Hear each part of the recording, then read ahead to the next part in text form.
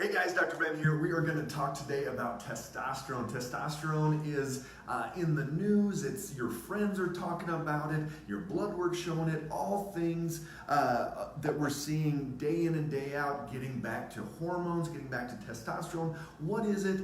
Why is it low in so many? And what can we do? So that's what we're going to talk about today. Testosterone is a crucial hormone. Both men and women need their testosterone. So if you guys are new to the page, go ahead and hit that button to follow or like our page, and you can also hit the button that if you star it, it'll give you updates when we go live. We've got lots of videos every day, lots of information, research articles, all types of information to get you your optimal health, give you the opportunity to be the best you can be. So here we go, let's get into it. And if you've got any questions, pop those down below. Also, where you're watching from. Love to see you guys all over the country, all over the world. Love to see the feedback and the experiences you guys have and the supporting that you do with everybody else out there. People have questions, people have concerns. We love the constructive, we love the support that you guys are giving each other. So testosterone is a hormone. For most people, they think about testosterone as the male hormone.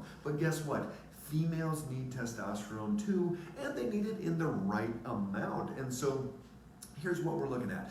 If you're a female and you've had your testosterone run, give me a thumbs up. And if you want to put the number down below, you can. But give me a thumbs up if you've had your testosterone run. Testosterone, for women, we want somewhere in the 40 to 60 range. And a lot of women we're seeing that are getting injections, and some of you might even put this down there.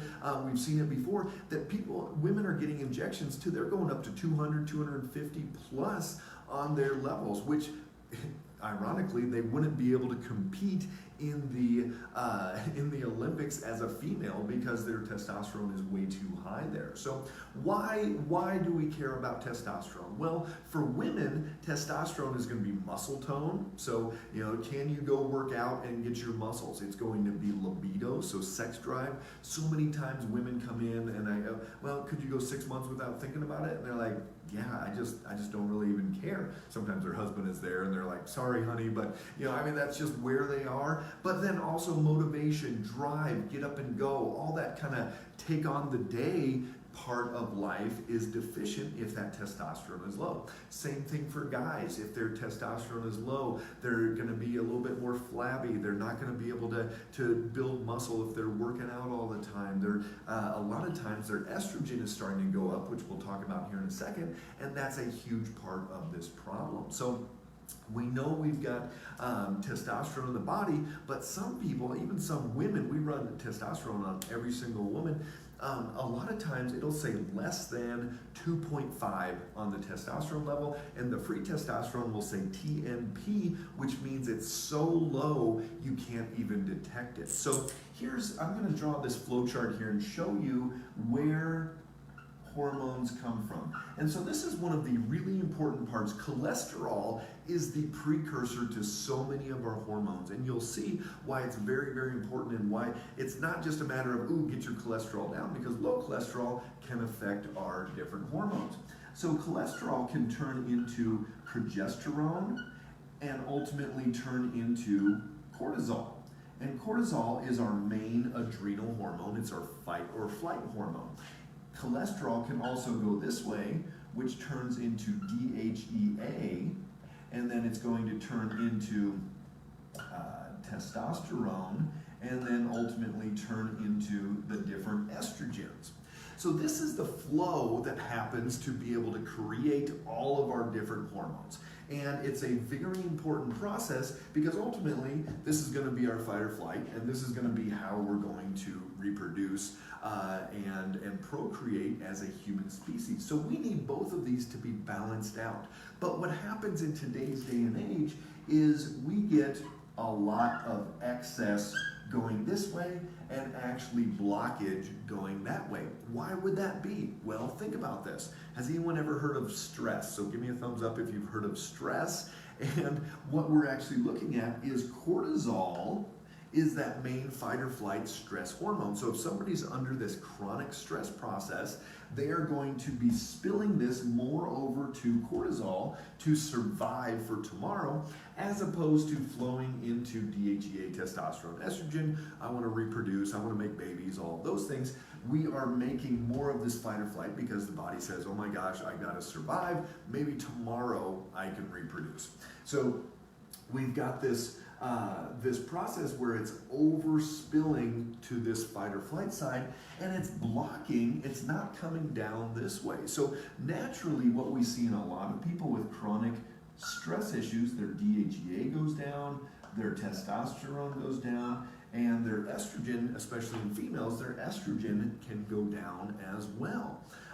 So a lot of people that have low testosterone, it's actually because they're stealing it to make this fight or flight hormone. And give me a thumbs up if that makes sense to you guys. So chronic stress, and it's not just mental stress, jobs and cars and kids and COVID and presidents and whatever somebody wants to stress about. But we know that blood sugar is the #1 stressor to the adrenal glands. We know that when we run a brain map on patients and we see the alpha high, the beta high, they're going to be ruminating, they're going to be obsessive, hypervigilant, anxiety, worry, all these different things. So we know the top 2 reasons that people have this chronic stress pattern is their blood sugar swings, especially the dips, and their brainwave patterns, especially the ones that are like this. So we've got to be able to figure out where those stressors are coming from, not just, oh, my life is stressful, I've got kids and life and all of those different things. So for most of you out there, your testosterone is low because you're going here. What's also low is your DHEA. DHEA is another adrenal hormone, and that is going to spill over to testosterone. So if we see low testosterone, 99% of the time we see low DHEA, especially in women, and that is because they're stealing it to make cortisol. So women, bless you, you guys have a tremendous job out there, raising kids, marriage, jobs, life, running things around, organizing out, all these different things. You have a lot on your plate, and then you throw hormones into it, and then you throw babies and pregnancies and all these different things. It is intense being a female body. I don't know personally, but I've seen it over and over and over. And God bless my wife, 4 boys, myself, 5 boys. She's got a lot on her plate. So DHEA converts over to testosterone. And so a lot of women have been on estrogen replacement therapy for years, but it's actually this same process. It's not just, well, I'm getting old and wrinkled and dried up and everything else, and so my testosterone or estrogen's low, so now I need to do estrogen replacement. You've got to ask why. You've got to ask, why is somebody's testosterone low? Why is somebody's estrogen low? So for women, it's usually that DHEA is not being produced, not spilling over into testosterone. But get this, in guys, it's actually something different. And guys will actually see estrogen start to go up, and that's going to mean that we're actually spilling over testosterone into estrogen. So the testosterone is going to spill into estrogen, and it's going to start feminizing a lot of these guys. And so they'll start getting man boobs. I've seen guys with hot flashes. Some guys can actually even start lactating. It can get that high. And this, again, is a blood sugar issue. Usually the #1 stressor to the adrenals is low blood sugar, but this is usually high blood sugar. And so we're seeing those blood sugar spikes, and that's going to contribute to this, that's going to contribute to this spill from testosterone to estrogen. So a lot of guys, they will have low DHEA because of chronic stress, and then they have high estrogen, and so it's like that dam, the floodgates are open, so you're spilling over into estrogen, but you're not filling it up because this stream isn't bringing up that testosterone lake enough. And so for most women, it's because of this chronic stress pattern, and not just emotional stress, but the blood sugar, the brainwave patterns, those things. And then for guys, it's the same thing, plus they're spilling over into their estrogen. So we know that if we don't change the why, there's no amount of testosterone that is going to fix this. And you could take as much as you possibly want. Again, I've seen women in the 250, 300 range on their testosterone. I've seen guys in the 1200, 1400. But these guys actually are having hot flashes and they're having these issues over converting in there.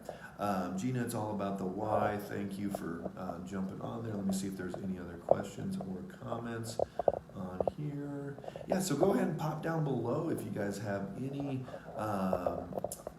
questions on what is going on with your testosterone, if you've got numbers there, anything at all. And remember, Thursday I will be going live.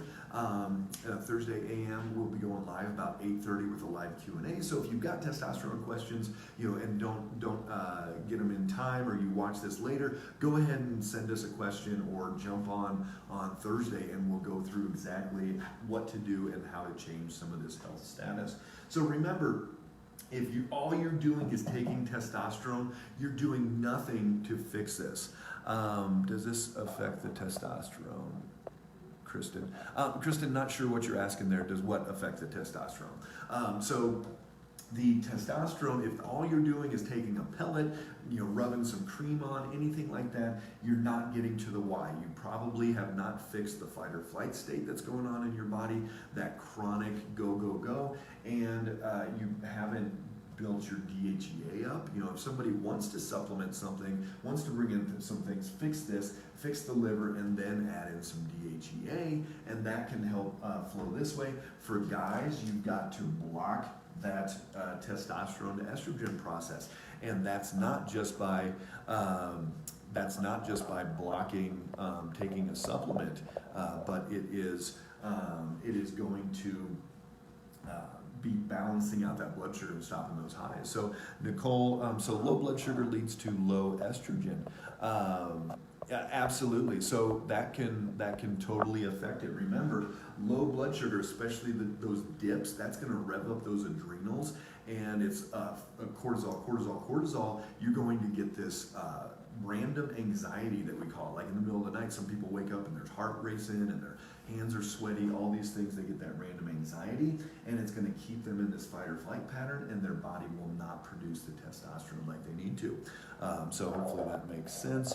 I have very low DHEA and high cortisol. Yep, Carol, perfect. That's exactly what we're talking about. So she has high cortisol, low DHEA. She's in a chronic fight or flight process. You have to figure out why that's there and what you can do to calm down that fight or flight response. Does too much DHEA affect male pattern baldness when using testosterone? So usually if we see in a woman, if we see too much DHEA, if that DHEA is too high and then the testosterone is too high, that is usually more of a PCOS issue, and that's going to be more of this high blood sugar, insulin resistance. So if somebody comes in and they're in a chronic stress pattern, but I see their DHEA, just looked at a lady's today, it was over 300, and her testosterone was over 40, but she was in a chronic fight or flight, her brain was super revved up. I expected it to be low, but if I see testosterone and DHEA high, that's more of a polycystic ovarian syndrome. One of the main reasons why people cannot get pregnant. They put women on metformin to fix their blood sugar issues, but that doesn't fix blood sugar issues. So we've got to fix the why. If you have high DHEA, high testosterone, if you're getting chin hairs, things like that, we've got to stabilize the blood sugar, and we've got to fix this underlying issue there. But that's definitely going to be part of that male pattern baldness, and chin hairs. You get dark skin under the breast, armpit, in the creases, some of those places. So yeah, hopefully this helps and makes a little bit more sense to you. But no matter where you are in this process, you've got to get to that why. You've got to get to why is my body doing this? Why am I going haywire? And understand these underlying imbalances. And once you do that, then you can start fixing stuff. So if you've got any questions at all, send us a message. We can help you guys figure out where things are out of balance. Share this and tag a couple of people in there. We're still doing the free book. If you guys tag a couple people in the post, we're going to be giving away 10 of those for people that are doing that. So stay strong out there. Keep your body as vibrant as you possibly can to be able to fight off anything out there. Drop us a line if you got any questions.